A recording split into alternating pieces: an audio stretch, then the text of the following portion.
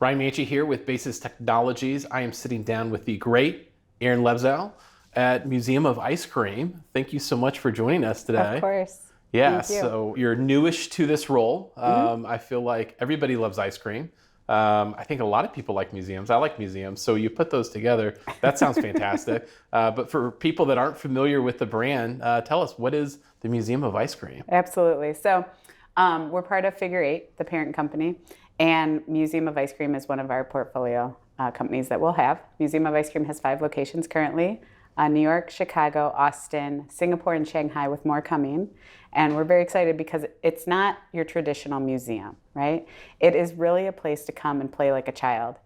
You can bring kids to play with your kids there, or you can just come and be free and really get in touch with your inner child.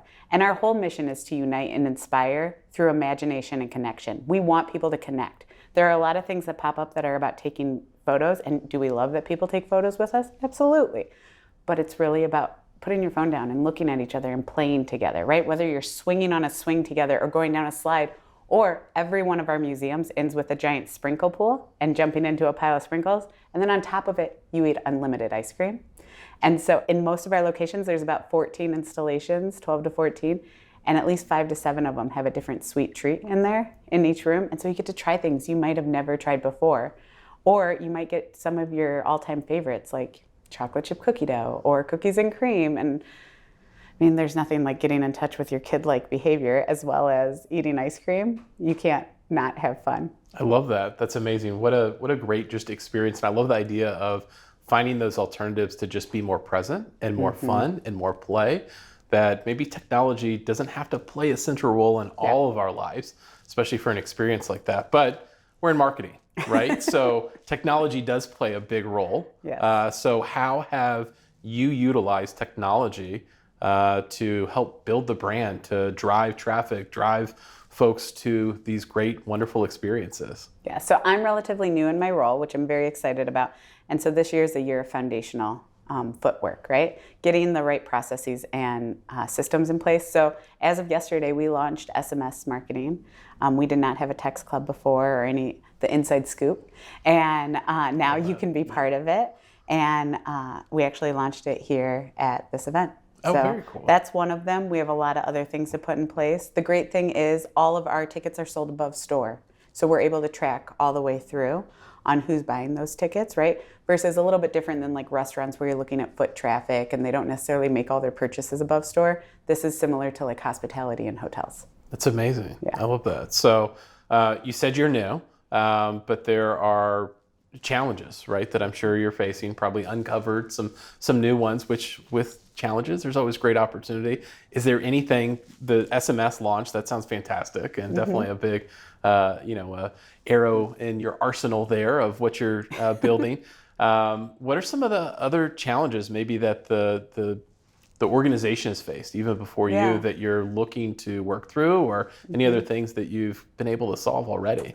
Well, I think when you go from startup to growth mode, you're always going to face challenges, right? Any company, whether some of the companies I used to work for, same thing would happen, right? You start to grow and you grow fast, and there's going to be things that you have to prioritize and go time and resources. And where does that time get spent? And where is it best spent? And a lot of times what I do when I take on a new role is we grid things out and we go, what's low level of effort? What's high level of effort? What's low return? What's high return? And the areas that are like high level of effort, low return, we're probably going to throw those out the window, right? Those are the easy ones to throw out the window. The ones that are low effort, high return, let's do those all day. And then somewhere in the middle is the rest of it, right? And so really prioritizing and being okay with saying no to things, I think has been really pivotal coming into this role, is going, where do we need to focus our time and energy? Because could we be everything to everyone? Absolutely. But it's not realistic. And then also partnerships and who we partner with and what brands we partner with has been really important as to how we go about those two. So challenging, I think, is prioritization. And I think most CMOs would probably tell you that when they join an organization, like, all right, let's figure out where the priorities live. And then making sure the whole team's aligned on it and where we're going, right? We all have to be in the same boat, and the boat has to be rowing the same way. And if one person's not doing their part, it can slow the whole boat down, right? So that's a very big way of saying time, resources, prioritization. Yeah, yeah, I love that. It makes a lot of sense, and it's interesting you talk about that analysis that you led of, what is what's going to take more time. What are you able to do? I imagine you look often at, okay, here's the team that I've got in place and what we're able to effectively do.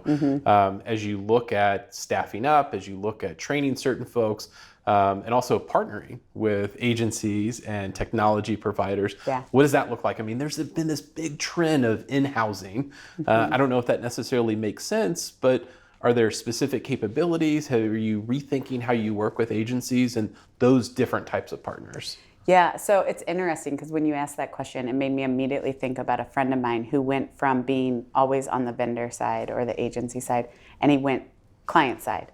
And I asked him what he learned. And he said, what I learned is that I thought I was not one of a million calling on you. He goes, I didn't realize how many times, like my inbox is full of salespeople right now. And I said, well, what did that help you realize? And he goes, that everybody thinks they're going to change the world selling me what they have. And I have to lay out a plan and see how they fit into that plan. And I was like, that's interesting. And just the very, very different perspective that brings.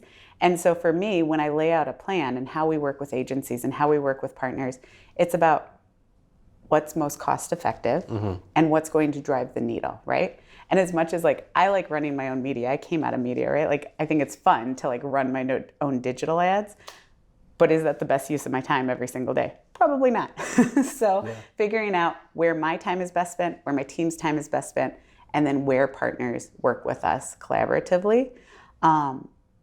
And then remembering that when people call on me, that they're one of probably 700 people that I heard from that day, that all think that they have the one thing that's going to change my life and drive more revenue. And I don't know how many times you see the email that says like, I can get you 16 times or 60 times more. And you're like, you don't even know what I do. Like, you've never even been to the Museum of Ice Cream. But what it does is it flips the script and it makes me go, okay, what do I need? And how do I go about finding it? And when the right person reaches out, then I know, okay, let's have that conversation. Yeah, yeah. So if we narrow in and we talk about the different media efforts that are out there, from the paid, the own, the earn, we maybe talk specifically about the paid side. How are you utilizing paid media to drive awareness, right? To drive more traffic, drive a better understanding about the Museum of Ice Cream brand? Yeah. So before I got there, minimal paid advertisement or one-off paid advertisement. Now we're putting together a whole full strategy that's going to be closer to an always-on strategy, and we should be always on. I mean, we're literally always open, right? Yeah. And being able to target not just people who live in the areas where our museums are, but tourists. So again, thinking about hotels, hospitality, same idea, right? When people are coming to the city and making their plans, we want to be in front of them. And we should be in front of them, right? Like, you stay in a hotel, you go to New York City, you're going to go to Rockefeller Center, and guess where else you should go? Museum of Ice Cream, right? You're going to go see a Broadway show and Museum of Ice Cream. Like, that should make sense. And so we're using paid media to strategize about specifically digital, when those people are showing propensity to come to the city, and then when they're actually getting there, and making sure we're targeting them appropriately with the appropriate ad.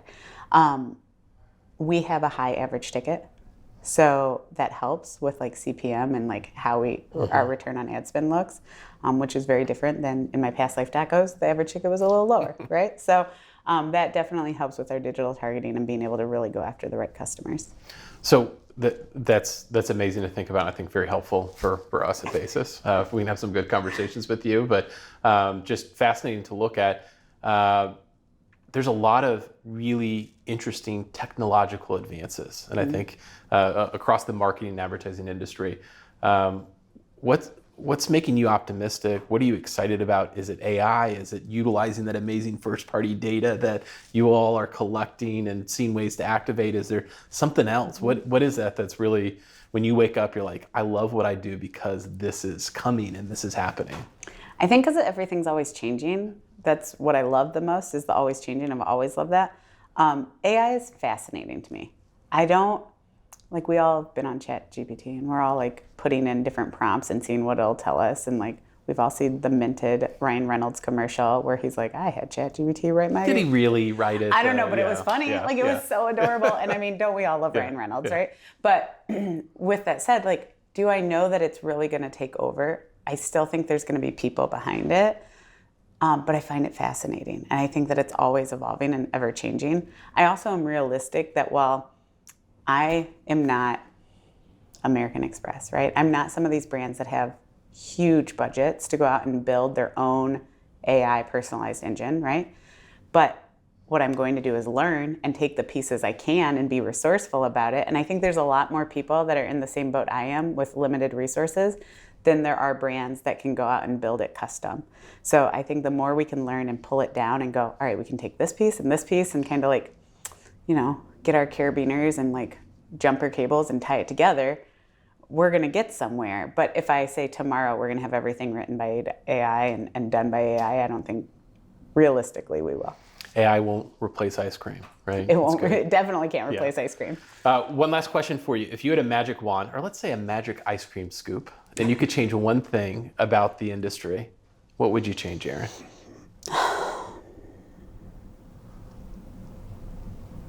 The amount of people that you run up that are just fake.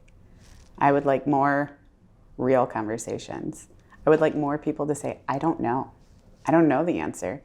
And ask and mind share. Sometimes when you sit down with salespeople, marketers, whoever, there's a facade you have to break through. And we all want to know the answers, but we all don't know the answers. I don't know the answers. I think I might know some stuff. But if you know some stuff and I know some stuff, what if we mind shared all the time? We'd be so much better together than sitting down and going, well, I think this, right? And that I would just like to see people really break down and just have a real, hey, I don't know what you're talking about. Tell me what that word means. Or not feel like you have to like closet Google things later, right? And the more we can do that, and I think different events I go to, you see that happen a little more. I think that'll help us as marketers, as the industry, get better together.